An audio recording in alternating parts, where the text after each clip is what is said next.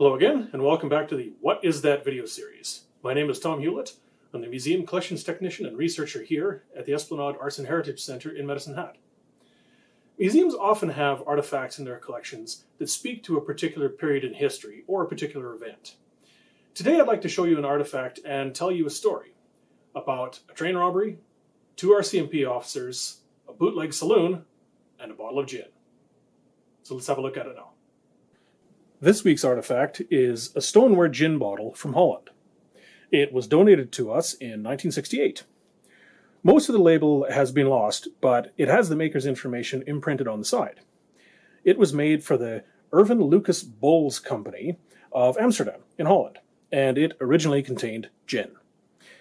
The interesting thing about this bottle is the story it came with. In the early part of the 20th century, much of North America went through a period when alcoholic beverages were prohibited. In Canada, each province had their own prohibitions that varied in length.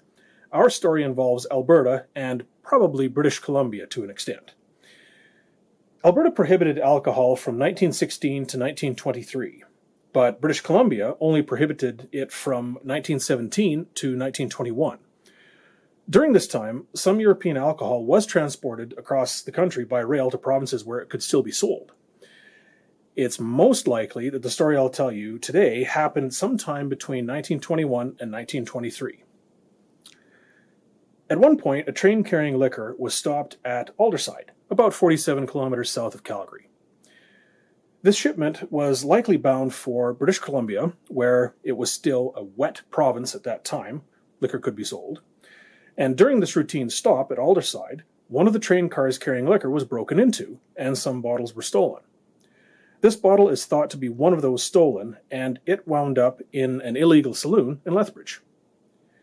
The story of this bottle continues soon after that, with some rather unfortunate behavior on behalf of 2 off-duty members of the Royal Canadian Mounted Police.